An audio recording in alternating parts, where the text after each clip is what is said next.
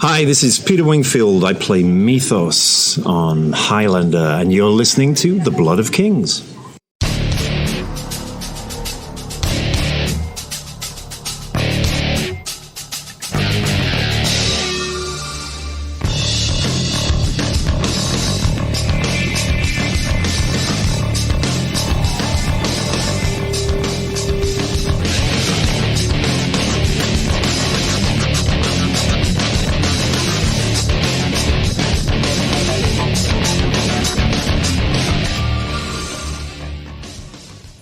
Welcome, Highlander fans, to Blood of Kings, a Highlander podcast here on the Fandom Podcast Network. On this show, we cover everything from the Highlander universe, and on this special episode, we're going to discuss an upcoming awesome event that you should all take part in.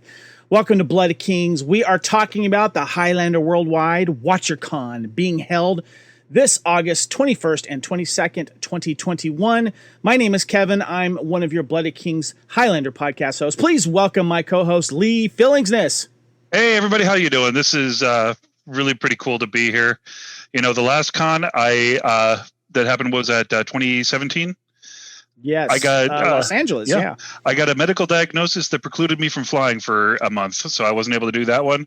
Wasn't able to do Mythos because of COVID, and I was not able to do Lakeland because I got some good advice from Daryl Kyle about how things were going. So this will be my first Highlander convention. Finally, I am a huge Highlander nerd. I can do this. You know, if I miss this, it's an excuse. Like, I don't even have a reason at this point. So I'm excited. Wait, there's an asteroid heading towards the Earth. It's all been cancelled. Sorry, Lee. Fair enough. You have us laughing. You have us laughing on that Lakeland comment. John lost it there, literally. Please welcome our special guest, John Mosby. John, how are you, sir? I'm very good. How are you guys? Awesome. Absolutely. It's great to have you on as always, man. Yeah, we're really excited to have you on and to talk about something fun that's coming up instead of someone that we lost in Highlander. So it's nice to look forward to something here, and it's nice that Highlander, John, is, you know, it's slowly coming back. I mean, obviously it's always around for us hardcore fans, but we feel like Highlander's making a resurgence in pop culture in general, right? Absolutely. I mean, it's always it's creeping forward a little bit. I mean, the long running joke is, of course, you know, when is the movie going to happen? When's it going to happen? Is it going to happen now? What's happening? Is this bit accurate? And it's inching forward, but it does seem that we're inching forward quicker now, even if we're not sort of jumping forward. Yes, I've got high hopes now. Yes, we're going to touch on that towards the end of this podcast, but. Lee, we got to talk about what's happening very soon, and that's why we want to get this podcast out as soon as possible. And we are talking about WatcherCon, and I'm looking on the website here, and it says WatcherCon, a virtual Highlander convention that will run on Saturday the 21st and Sunday the 22nd, this August 2021, in your living room. Over 2 days, the online event will bring a raft of talent to, well, watch on your TV or monitor. Some of those faces are familiar fan favorites. Some have never attended a Highlander WorldWide event before, with a mixture of live panels with audience questions, recorded interviews, an opportunity to catch up with old friends in the lobby area, merchandise booths, and more. The same team that brought you the physical Highlander WorldWide events for over the 2 decades will be literally virtually unbeatable. We're looking forward to seeing you again.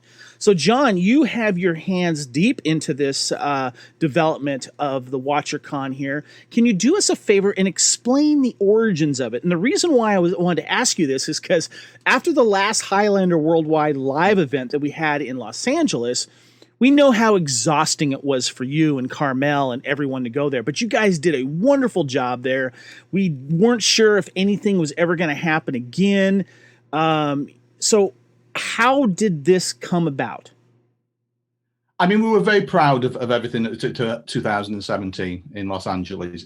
I think that exceeded beyond anybody's expectations. You know, all conventions start off as this would be a good idea, and you progress it slowly down the road until it becomes real, and then it grows and grows. And that's exactly what happened with 2017. And as we said, you're quite right at the end of it. We don't know whether there will be any more conventions. And that was for 2 reasons.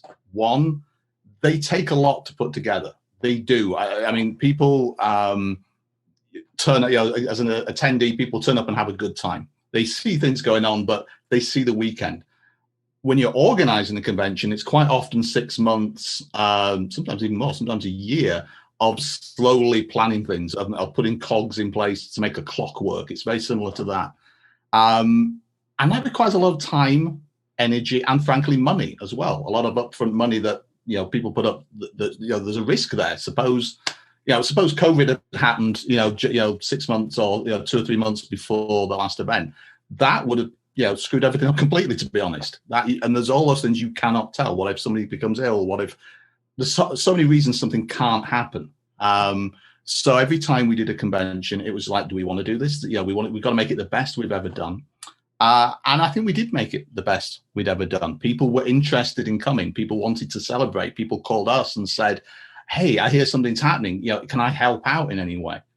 That's a really good position to be in. And we celebrated and, we commiserated. And it was one of those events that I don't think will ever be repeated in quite that emotional way. It was quite amazing. So many guests, so many fun.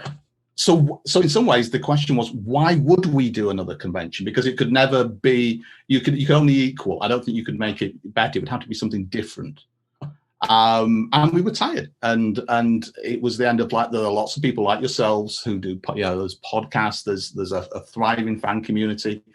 It almost felt like the passing of the torch, saying, okay, we probably won't be able to do as many of these physical conventions anymore. So let's see what happens. But in the meantime, it's great. WatcherCon was very different in many ways. It's not a physical convention. There has been this little thing called a pandemic that some of you may have heard of. And it's been a crazy year for a lot of people, not a very good 18 months for a lot of people. So we were not remotely thinking of running a particularly physical convention. It just couldn't have been done, really. I mean, I know some conventions are easing back into the schedules, but a lot of people, the organizers, are having a lot of problems. A lot of the things like San Diego recently just couldn't happen. Mm-hmm. And then Adrian, who's doing the Soul Experience, was talking about doing a small virtual online convention. And some of us were going to help out. And it was like, oh, this is great. I did the Holy Grounded with Kareem and some of the Highlander people last year. It's great. Why not? It's a new frontier. But I know Adrian had a lot of other productions and a lot of other things and responsibilities he had to do. And it became very clear within, I think, about a couple of weeks of him saying this was on the cards, that it just wouldn't be able to do that on top of all the stuff that he had commitments to do, because it does take a lot of time. So Carmel had a conversation and just said, look, it's a great idea. Chances are you can be absolutely involved, even though you have other commitments, because you wouldn't have to be there all the time organizing everything. What if we do it instead? Would you mind us stepping into the void? And Adrian was very forthcoming of that and just said, no, that's great. I still want to do stuff as much as I can. So it was like, okay. And then we started reaching out to people, and it's it escalated. It has to be said. It's done over the last week or so, the last 2 weeks since we formally announced it. Yeah, it's kind of gone that people want that connection again, and it's great that you don't have to leave your living room, and yet you can still see all these faces, have some interaction, and also see some fellow fans in the lobby area that we'll have.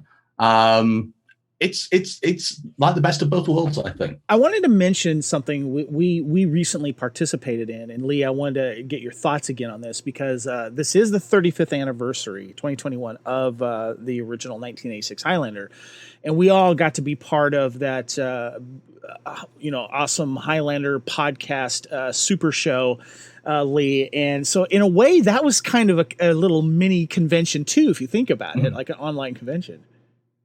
Yeah, it was kind of like getting the Avengers together, and it was just the coolest and weirdest. I mean, Keith really was kind of running the show, but it was a very fluid conversation and a lot of fun. Those guys are crazy.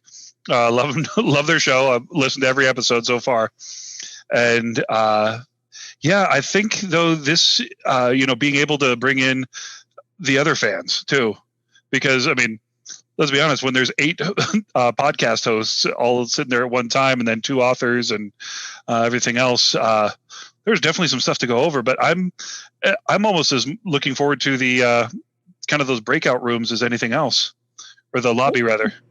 Yeah, John, I want to ask you, with this being the 35th anniversary of Highlander, did that come into play at all when you were organizing this? Is it something that you wanted to make sure you got out this year?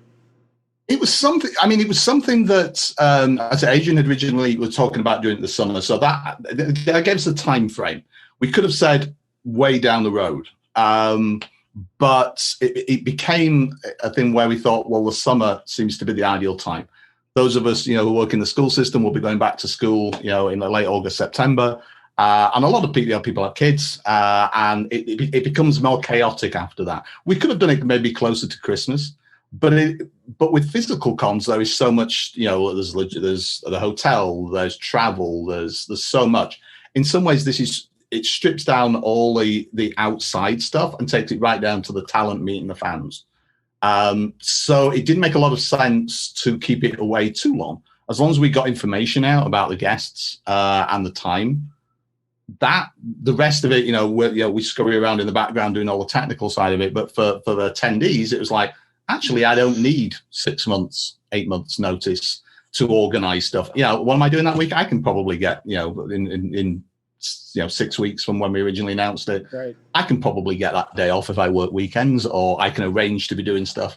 So it didn't make sense to wait too long. And as you say, because it's a celebration this year, this whole time frame is a celebration of Highlander, the new and the old and everything in between. It seemed like just another, the anniversary seemed like just another reason that it was a good idea. Yeah, it's funny because I felt August was perfect because, to be honest, you guys just sprung it on us recently, but it was like, what else am I doing in August? There are times when everything else is still canceled or not happening, so. Yeah, there are times when I've said before, it takes, in my estimation, if you're doing a physical convention, it takes a good 6 to 8 months to do it properly. From the, yes, we're going to do this through to the first day of the convention. If you're doing it in under 8 months, chance, not saying you're going to cut corners, but it takes 8 months, right, I think, to get everything in line, to make sure you've got enough people, everything else. With this, it didn't need that. The things we've got to make sure that work this time are the technical side and the availability. And that's pretty much it. In the logisticals, and there's lots of stuff that surrounds that.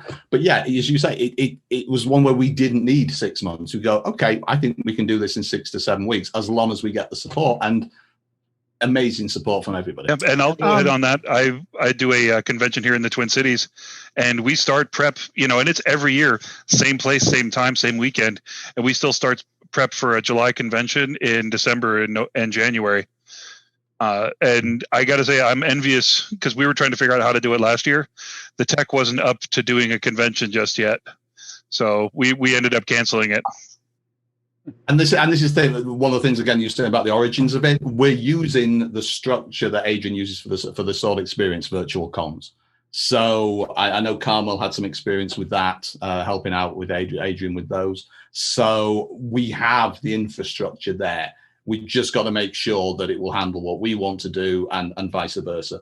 So right now, we've got all the Highlander WorldWide people are kind of scurrying around, including myself, just making sure that we're familiar with the nuances of the system. But it's without jinxing anything, it's going remarkably well, and it's just a matter of making sure everything works on the day, the same way that everything has to work in the real physical convention on the day. We just handle it a little different. That's awesome. Well, let's get into some more details about this. And Lee, feel free to jump in and ask any questions when you want here. So all the information for WatcherCon can be found on the Highlander WorldWide.com website there. There's also the Highlander WorldWide Facebook page. And there's a link on the Highlander WatcherCon, Highlander WorldWide for the guest as well.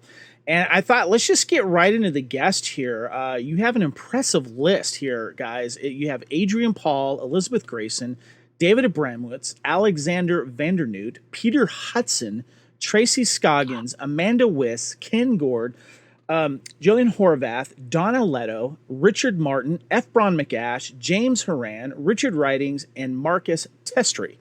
And it's amazing. I mean, where did you even start here, John?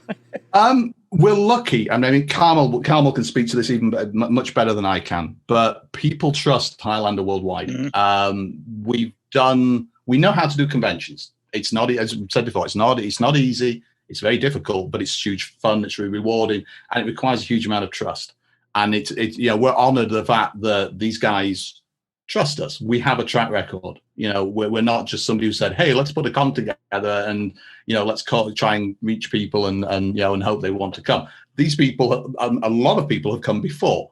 They know that we put on a convention. We know we look after them. We know that fans are respectful, that the organizers are respectful, and it's one of those things that as soon as you say we might be doing something, people are genuinely interested to start off with.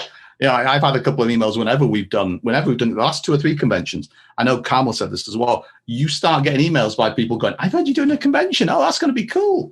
And people want to be guests as much as us inviting them. So it's fantastic that we've got some of our regular supporters, that the people who have the stars, the actors, the people behind the scenes like David ABRAMOWITZ, Ken GORD, and everybody who just, we just got a great relationship with and who love being involved, and we love them being involved.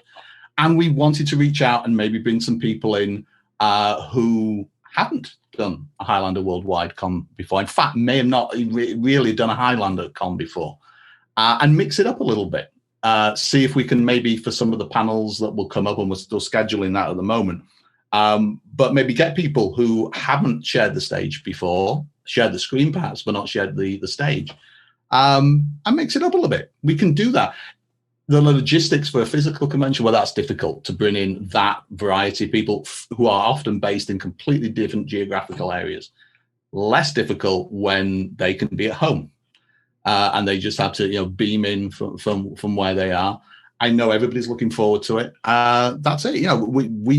We work well with these people. They trust us. We trust them, and they're excited as well. They're going online and saying to people, "Hey, this is what I'm doing." But it's not just me. Look who else is coming. It's going to be great. We can chat, and so that feels good. It brings all the qualities of a physical convention, and you can still be sitting on your couch eating your Cheetos and enjoying everything as well. So it's the best of both worlds. I'm kind of feeling like there's an opportunity here to just solve one of the great Highlander fan debates. Amanda or Tessa, they will be on, get them on together. Ooh. I mean, whatever, if it's a trivia contest or Jello wrestling, whatever it happens to be, I feel like we have an opportunity to just kind of solve that, because that's, that's still, 25 years later, we're still arguing about that one. Yeah, if only we could get Anne Lindsay, Dr. Anne as well. That would be a really... Yeah. Well, I mean, we've got Tracy Scoggins in there too. So. Duncan's favorite loves or something like that. Yes. If we were talking Duncan's favorite loves, we'd have to have a week-long convention. Yeah, and you have to throw in Hugh Fitzcairn as well. So that was definitely a bromance. Yeah. Okay, Lee, I got to ask you a question, Lee. I know you're excited about all these guests here. We're fans of everyone. I got to ask you though, is there one that you're kind of geeking out about? Honestly, ALEXANDRA VANDERNOOT. She's had such a fantastic career in film, both in American film and film in France and all over Europe. She was in this fantastic comedy that was remade in the United States with it's The Dinner of Idiots, but in French it's called Dîner de Con. It's with are you talking about Dinner for Schmucks? Yes, Dinner for Schmucks. Yes. And the original is just this very funny, very dark, and very touching movie. And it's with the late Jacques Villeray, who is a fantastic actor. He passed away, I want to say 2004, 2005. But just brilliant actor, brilliant comedic timing. And just the effect that she had on Highlander, the effect that she had to a kid, watching, season 2 and being like, did they just kill her? The most shocking Highlander moment, I think. Yeah. Even more so than Richie, and then seeing her in the final episode again, and realizing, just the effect that she had on a series that she was gone from for 3 seasons. Right. And I think, as I've said many times, I really do love season 1. Warts and all, I love the visuals of it, and I love the setup, and I loved her character because she was truly independent. A lot of times of the Duncan storyline, she was affected by it, but she had her own life. And of course, I'm going to go nuts for F. Ron McAsh. Just a fantastic.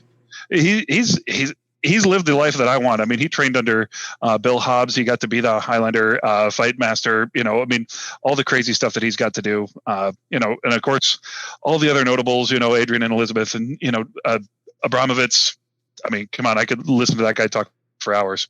Yeah, there's a wonder. You guys have a wonderful guest list here. The one that I'm kind of geeking out about, though, to be honest with you, is Peter Hudson. In my mind, I always like to have really good villains as a discussion to talk about. We see them in superhero films, we see them in television, we see them in other movies as well. And of like the top 10 villains of all time when it comes to television and movies, Peter Hudson as James Horton is in there for me. I absolutely love him. I'm really excited that he's going to be part of this. I'm also excited about Amanda WYSS too coming on. I've been a fan of hers, and it's so funny. We're talking about on our Time Warp podcast. We're talking about the movies of 1981, and I happen to be watching a movie called Force 5, kind of like a martial arts, extravaganza with Joe Louis and Bong Soon-han and Sonny Barnes and Richard Norton. And who was in that film? It's young Amanda WYSS. So I was really excited that she was in there. I got to ask you, John, do you geek out about any of these guests? Are you particularly, I know you're excited for all of them and you're friends with a lot of them, but is there a couple that you're like, this is their first time coming and you're excited about it, or something else?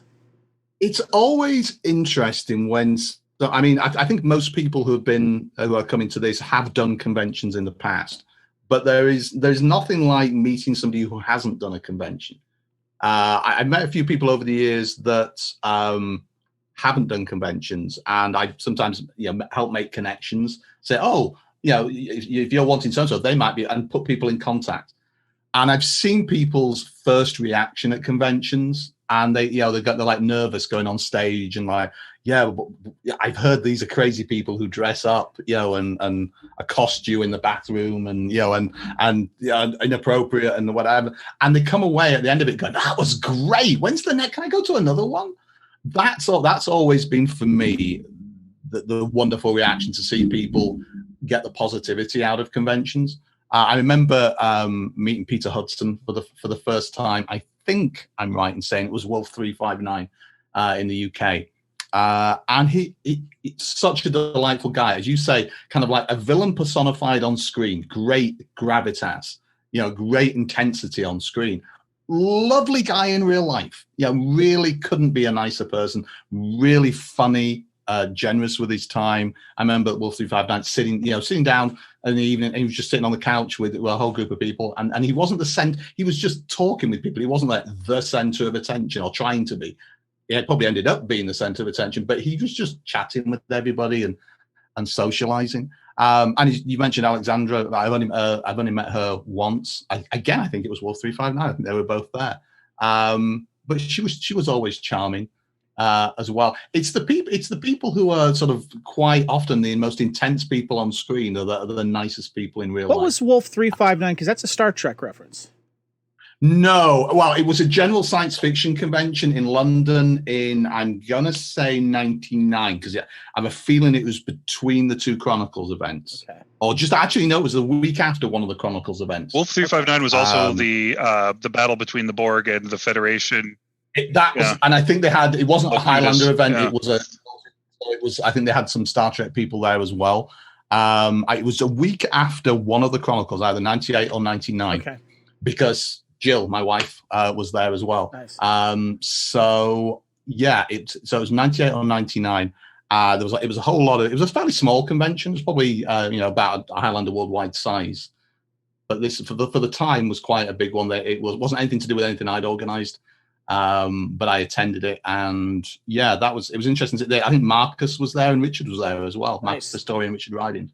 So there was a nice Highlander contingent, I think, but it wasn't just a Highlander event. So we have an impressive list of guests here, but there still may be a few more to add. Can you tease there may well that? be a few.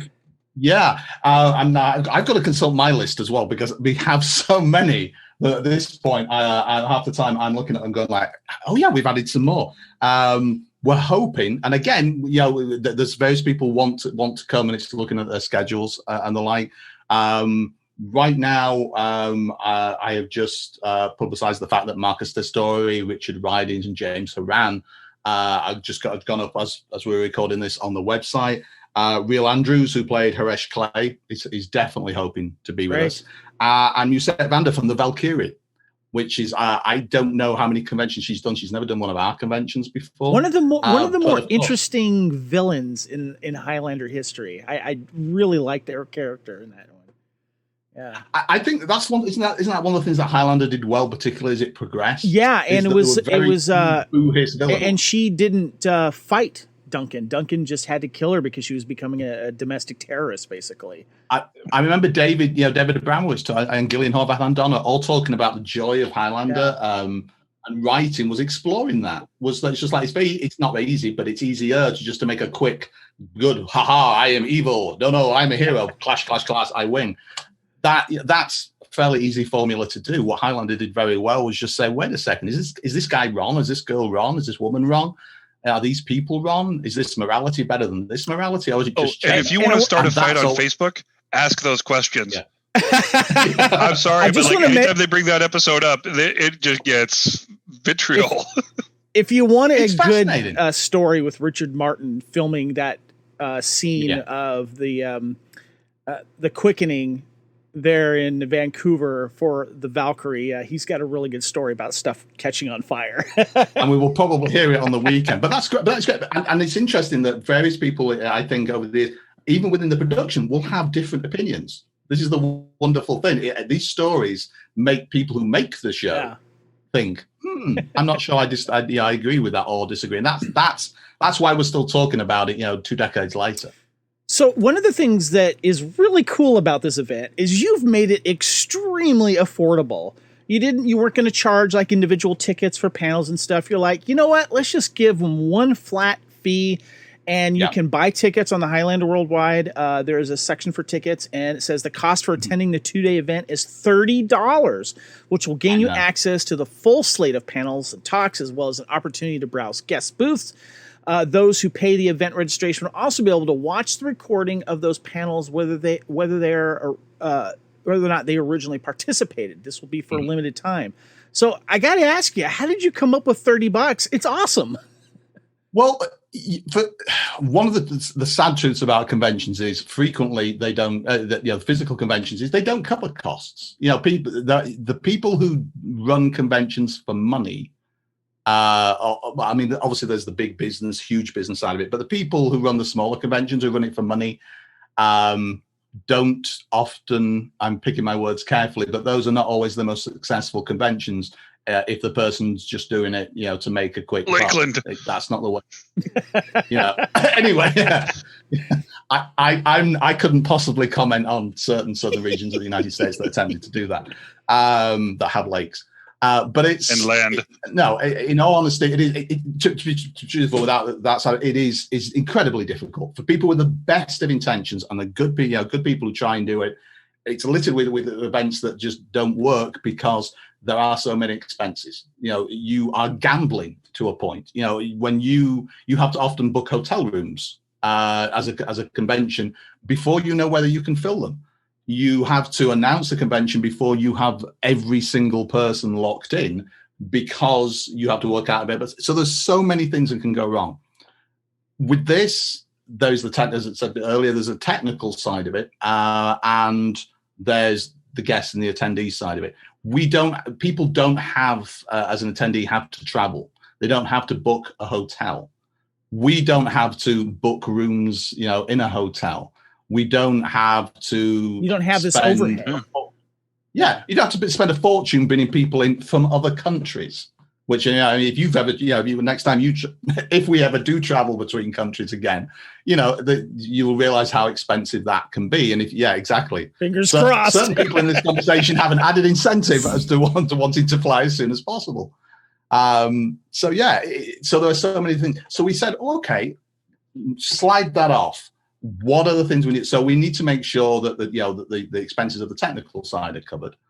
Most people, in fact, all the guests are giving their time because they don't have to be flown out. So they've been very gracious with that. So we said, okay, let's price this as something where we're not profiteering. We're not trying to make a quick buck. We need to make sure that we cover everything. But that's largely it. And that seemed a good price. That seemed a price where we're saying, that's not going to break anybody's, bank. To do that, it seems worth it. Legitimately, I think we could have charged more, but I think we all agreed that was a good figure that everybody could afford. And that, as you say, will encompass all the panels that we're doing. Whether you watch those, as long as you are somebody who signed up for it and paid for the registration, you can watch them as they happen, and for a limited time afterwards, which might be a couple of days or so afterwards, but we've worked out the software, so you will still be able to see it for a couple of days after the event. And I think that's good. To be honest, $30, you would probably spend more than that going out for a meal. That's like 6 Starbucks lattes. Yeah.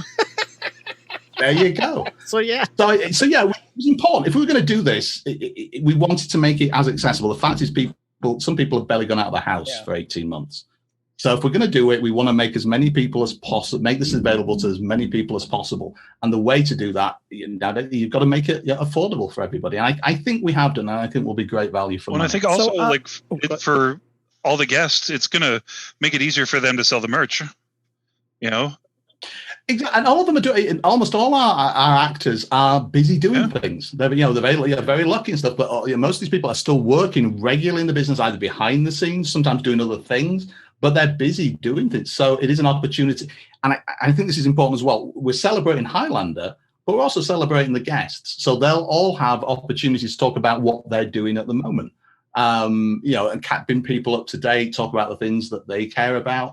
And because there's 20 years of experience of a career between the Highlander experience and now. That's what you were asking what I was kind of looking forward to. I'm just as interested in the non-Highlander questions that will come up as I am the reminiscence about the actual production itself. That's great. Speaking of still working, Richard Ridings, I found out this weekend I'm taking care of my niece and nephew. They came up to visit me for my birthday. Yeah, I had no idea he was the voice of the dad on Peppa Pig. Yeah. Come on, how? You so need to get out more. Yes, I so need to get out and watch Peppa Pig. And they're doing impressions of him, and I'm like, where did you hear that? They're trying to do impressions of him, and of course, he's got that deep voice. They're trying to do bacon. I have breaking news for you as well, Lee. He has a daughter who's very good at singing. Really? Oh, yes. Yes. All the cool kids are listening to her. Just wanted you to be on the ground floor of this. Yeah, she's very talented.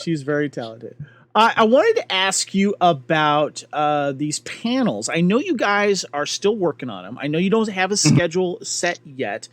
Can you give us an idea, other than I know the guests will have their panels, of course, but what other panels are you looking at possibly doing? What opportunities are there for guests? Right now we're looking, as you said, the schedule is still wide open a little bit. One of the reasons for that is because people are scattered over different time zones. So we are making sure at the moment when people are going to be available, because obviously we have 20, I think it's around 20 guests now. And not all of them can do, 8 hours every day. So some are in Europe, some are in America. So we have to work. The reason we haven't got the schedule so far is because we've got to make sure that this person is available when this person is, if we want to do a panel about maybe a certain episode. But the plan is to have quite a few panels where we do have more than one person, where we can talk about certain episodes. We've got episodes like the Valkyrie, where effectively, you've got the director, 2 stars of that, and it's a key episode. Director, it's there's a whole. it's great. The panels I'm looking forward to are when you can bring 3 or 4 people in to have different points of view. Because we also have we're going to have Steve Gagan as well, so he has a different perspective about what he needs to do to make an episode work and look great. So and he's been busy on Lucifer. That's just that's I think it was, and also Snowpiercer, which is season 3, which has just been announced for that. So there's all these people who have different perspectives from their career, what they're doing now, and those are the panels that interest me the most, the way you can actually bring those different perspectives in and talk about one episode. So that's one of the big plans, to take maybe 2 or 3 episodes and bring various people in to talk about those episodes from their different perspectives. But we have, we're limited. We have a certain limited amount of time. We have only 2 days. Right. And so we'd love to have like every single person, have an hour panel. It's logistically, not possible to do that. Our panels will probably be between about 30 to 45 minutes. Probably going more towards the 45 minutes, particularly for the multi-people panels. The same way there would be at a physical convention, right. To be honest. We've just got so much to fit in that some panels, as you know, will probably have to run opposite each other. We can do that with this software. We can have effectively 2 stages, which is one of the advantages over a physical convention. What excites me is about this lobby thing you have. Can you expand on that a little bit? Because that reminds me of the 2017 convention, where you never knew who was going to show up in the lobby of the hotel drinking away.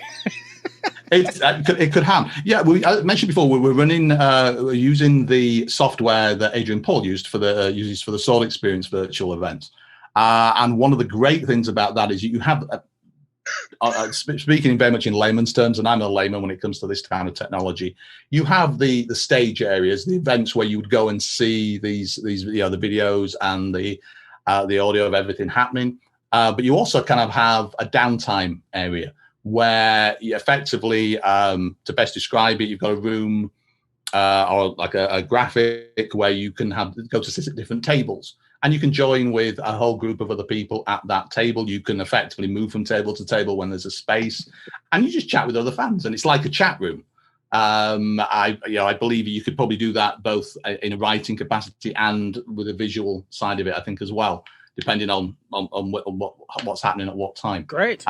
So that's for me, conventions are just as much about meeting the people and fellow fans as they are about the guests. That one of the highlights of 2017 was after the event finished, sitting down, with you guys, with Grant Kempster, with Kareem, with John Beerley, and just shooting the breeze, and that. So it's not quite as great as sitting in the bar.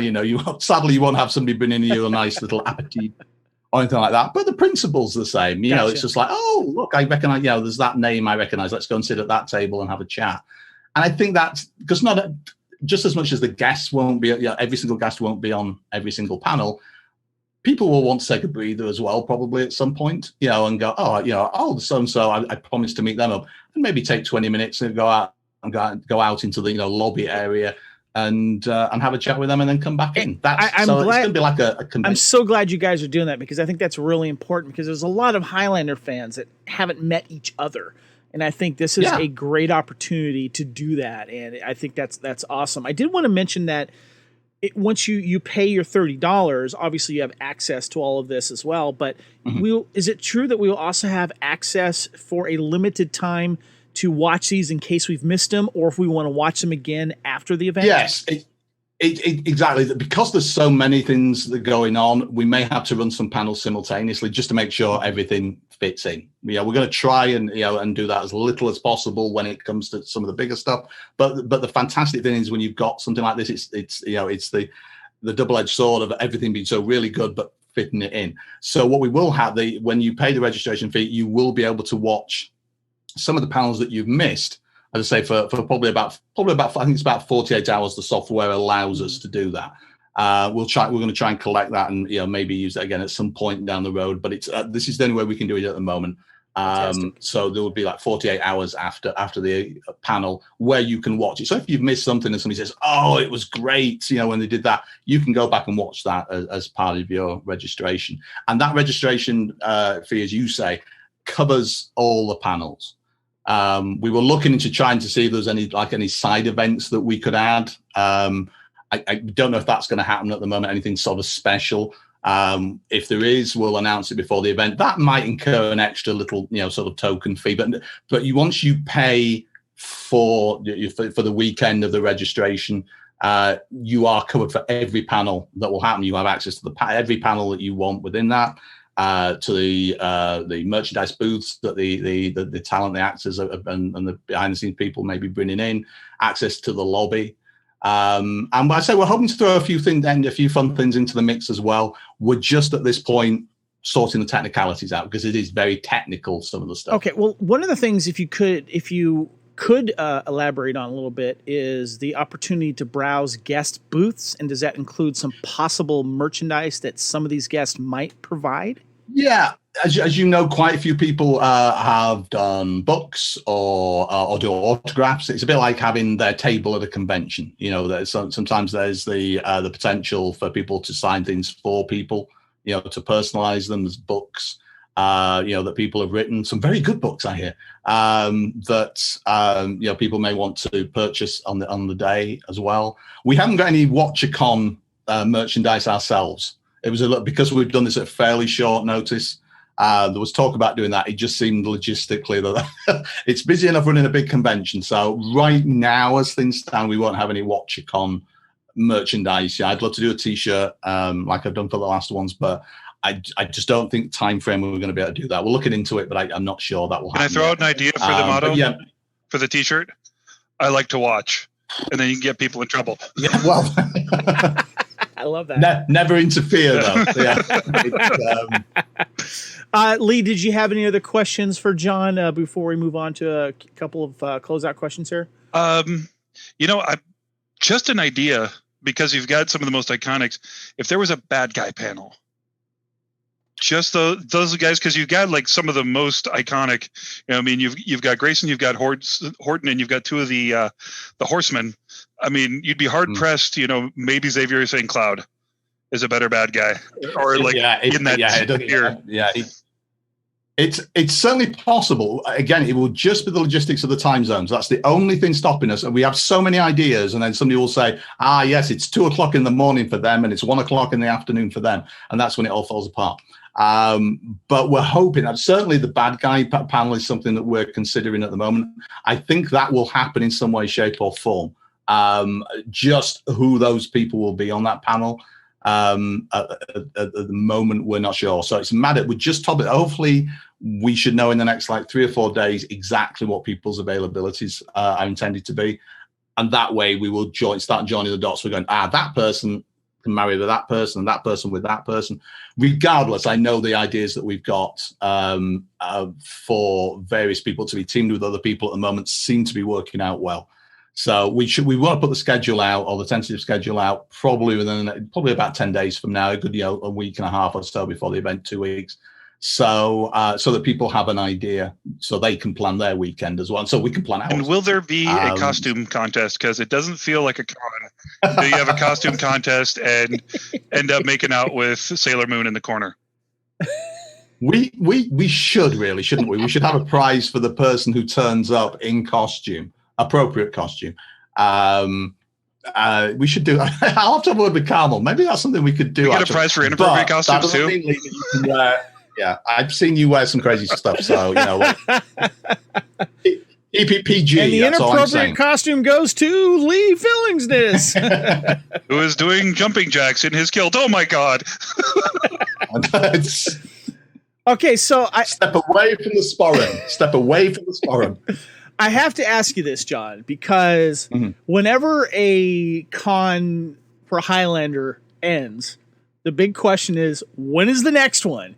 Because we have some anniversaries coming up. I don't know if you remember this or not, but next year, 2022, is the 30th anniversary of the original Highlander TV series debuting. And then soon after that, we've got the 40th anniversary of the original Highlander.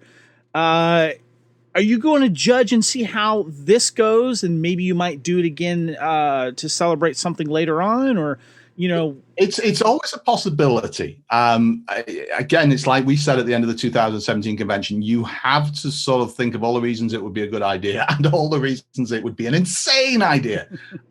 So you kind of have to look at it. We always want to. I mean, I think in the decompression days right after a convention, you just want to curl up in a corner and, smile a little bit, but, never do it again because that was great. Fine. But let's,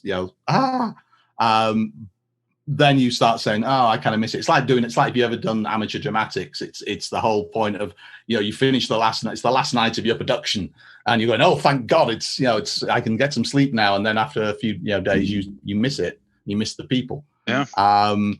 So I can hand on heart, there are no plans for any physical events in the near future because everything out there at the moment is still a little bit crazy. Right. And there's all the other reasons it takes a long time to put something together. Virtual events we will look into, particularly after this event and see what other things we can do. I certainly think there's an avenue for doing that to some extent. But the world is slowly, hopefully, I do not want to jinx this, edging back to what we would call normal. I'm not sure we're that close to normal yet, and I think it's a very good idea to be cautious. And to err on the side of caution. I'm quite happy to keep wearing a mask, when I'm out, if I need to, for as long as I need to. And Adrian's doing his sword experiences, proving that you can do events which are, which can be responsible and people wear masks and still have a fantastic time. So physical events are not over. So I mean, will there be another Highlander event at some point? I have to give you the same answer that in 2017 is if somebody comes up with a great idea and it logistically comes together, it would be fantastic. But I don't. But it's almost like, can we just get this one right? And then have a lie down and just bring me a nice, pat my face gently and bring me a nice beverage and I'll think about it. I joke, Carmel and I joke all the time. It's just like every so often I'll just call and go, so we're doing another convention just to see blood pressure, just to see the blood pressure go through the roof. All right, so we got a couple more questions for you here. You've mentioned Adrian's sword experience. It's been since its incarnation, it's been very successful for him, and it has been a wonderful thing for fans to participate in. You have also been assisting with this. Give us a little heads up on this. Yeah, I'm just stepping in and helping a little bit, and knowing people across the US. So I'm sort of calling to various people and just saying, okay, if the sword experience is coming out that way, who do we need to speak to let people know it's going to be coming? And Adrian asked me to help with that, and glad to do that. And over the next few months, the next one is Colorado Springs. We're going to Baltimore, Maryland. There's a fantastic retreat going to go in Mexico in early December. And these are another thing that I think Highlander fans really like. It's something that's not in just one place. It effectively tours. Adrian and his sword expert team are there showing you how to do stagecraft. Whether you are a beginner who goes, that looks really cool, to somebody who may have trained and actually know physically well what they're doing, but just wants that little bit more experience with somebody who has 2 decades of experience of doing that, and having that, that one-on-one and that team on team side of doing things in great venues. The sword experience finds really good venues, puts the event on responsibly under COVID restrictions, quite often doing things outside, which, for this time of year, the next couple of months is going to be great. It's going to be great to be doing stuff outside.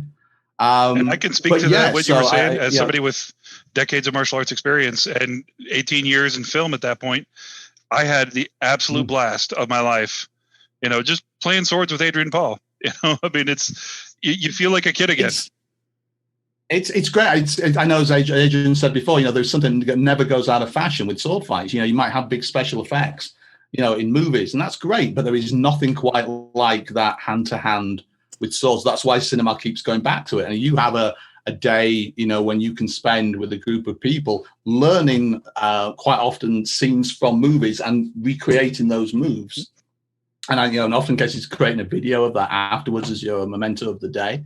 To spend 8 hours or so, the full day doing that in a great venue with somebody who knows what they're doing, as they're going around the country. Check out the website. It's they will list you where it's going, what the various options are. There's different pricing. The website is swordxp.com. Make sure you check that out. And absolutely, and that's, if you go to the events side of that, it will tell you what's coming up next. I think there's about 4 or 5 events at least now between now, the beginning of August, to Christmas, and stuff planned for next year as well. It's an ongoing thing, but it's kind of a tribute, I think, to the Sword experience that they've managed to navigate through a time where, frankly, a lot of businesses have gone under because the COVID restrictions. Yeah, you can't. A year ago, you could not do what hopefully you can do now, but they've worked out all the logistics, the distance between everybody, the venues. They've done really well in organizing that, and it's going from strength to strength. They're going back to Colorado Springs. I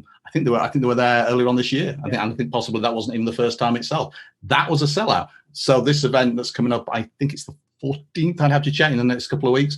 There's still some availability on that, but last time it was a sellout because nobody does anything quite like it. And I myself have done it a couple times. I haven't done it as many as Priscilla Manriquez has.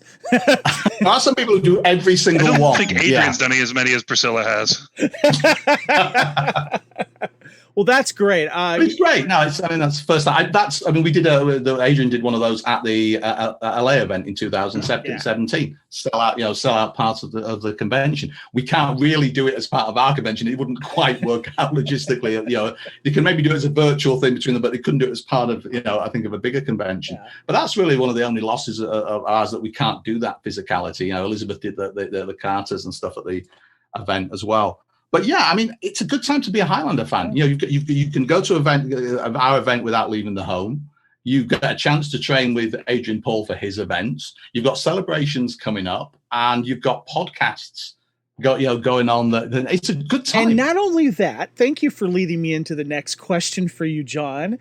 It's like you've done this before. It's crazy. Highlander is obviously going to be, with us diehard fans, will always be at the top of our fandom and be part of our lives. But it's starting to pop back into pop culture again, because we got a huge announcement that and the big development of the reboot film directed by Chad Stahelski is that we got Superman cast, Mr. Henry Cavill. We don't know who he's playing, but it might be the lead because he's been kind of teasing about stuff. But what are your thoughts on the casting, and how are you feeling about the development of the reboot here? It sounds fantastic. As you said, there are not a lot of firm details yet, but it seems that Henry Cavill is definitely part of this. And it's when you have somebody like that, I think you have a situation where there's a certain amount of credibility that immediately comes with that casting. He's a well-liked actor. He's somebody with the stuff that he's done lends itself to heading in that direction. So it's like, if he just done obscure romantic comedies, we might be turning around and saying, would he be the right person? And even then, it would have been like, well, Michael Keaton was a comedian before he did Batman. But we have with Henry Cavill somebody who's got a track record. Who, if you look at an episode of The Witcher, you're going, I can kind of see this guy doing something like that, but isn't just being cast because of something like that. He also has a whole variety of different types of roles, and he's a fan. And frankly, while that's not a deal breaker, I'd rather have somebody who's a pragmatist in some ways. It really helps when that pragmatist is a fan. And Chad's a fan. He knows the series as well as the films. Henry Cavill knows the series as well as the films. I'm just kind of waiting for the official, for the first official Henry Cavill comments. That would be great to find out what he thinks. I know he's dropped hints. It would be nice to have that word out with a few more details, but it's still in the process.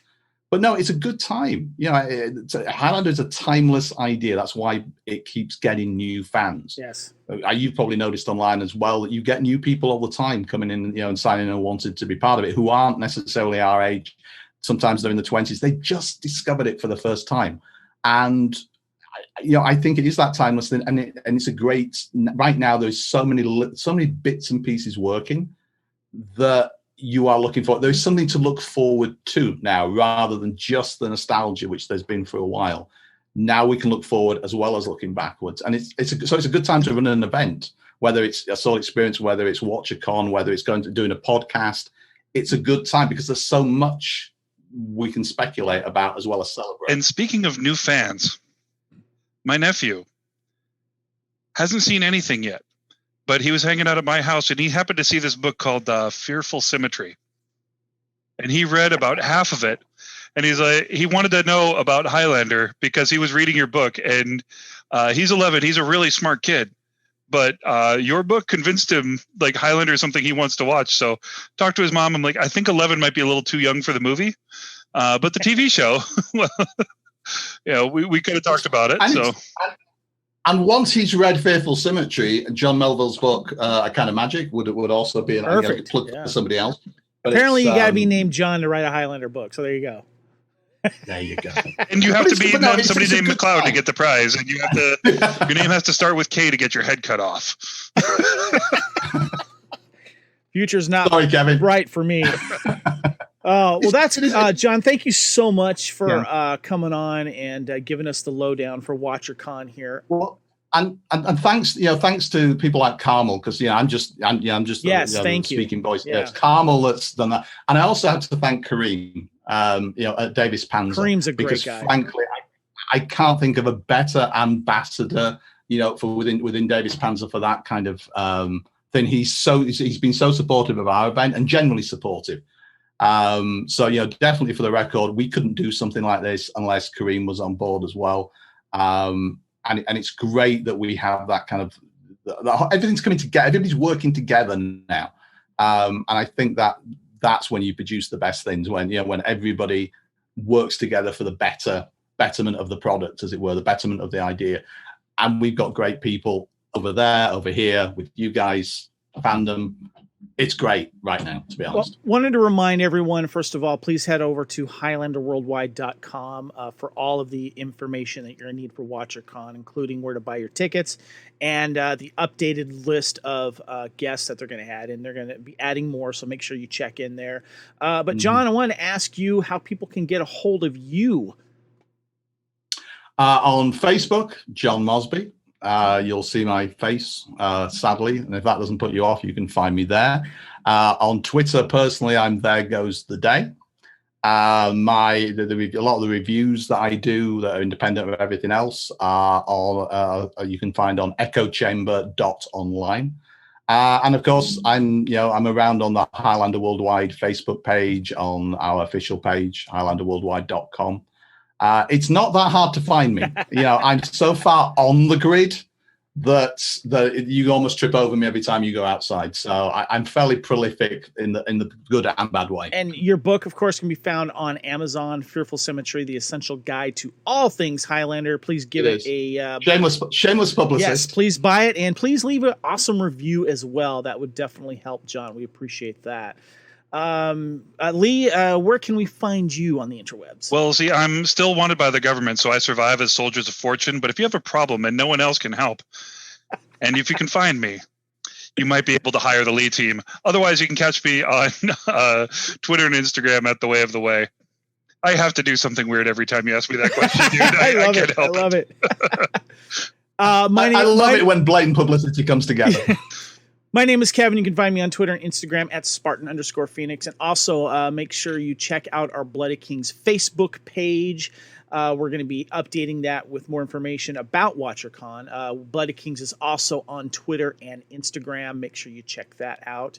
And coming up next, by the way, and I don't know if you knew this or not, John, but we just released an episode where we have a new limited series of podcasts called The Fixining, where we go back and choose Highlander lowest rated episodes on IMDb. We pick one and we decide how we're going to fix it. We kind of rewrite it, do a last minute rewrite on it and make them better. And I think, Lee, we successfully fixed The Zone.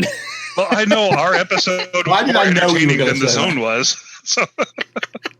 So give that a listen. And we have another one coming out. We're going to be talking about Fixing See No Evil. That was low rated, and so we're going to be checking that out as well. So, John, first of all, thank you so much for coming on. We really, really appreciate it, man. No, thank you. It's always great, to talk to you guys. And it's Bill Panzer used to say, without you guys, without everybody out there wouldn't be any of us. It's true for Highlander Worldwide. We'd be shouting into the void if it wasn't for people who were interested and the people who keep the flame going. And you guys, this is part of the reason we do conventions, and it's part of the reason we're still actively involved is because there's people out there who are as passionate as we are. So it's going to be great. Awesome. Well, I'm Kevin on behalf of Lee and our special guest, John Mosby. Thanks, everyone, for listening, and join us again next time here on the Fandom Podcast Network for another episode of Bloody Kings, the Highlander podcast. Please head over to Highlander Worldwide, buy your WatcherCon tickets, and that sensation you are feeling is the quickening. We are one, we are immortals. Goodbye, everyone.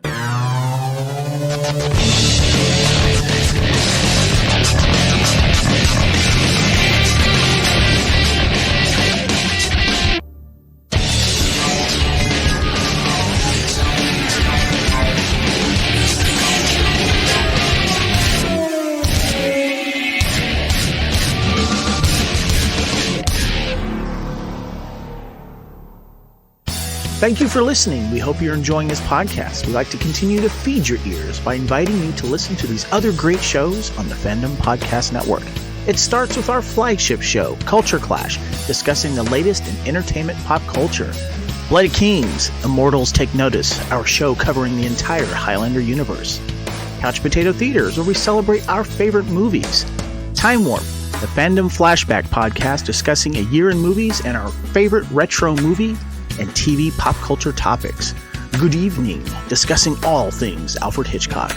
Union Federation, our Star Trek and Orville show.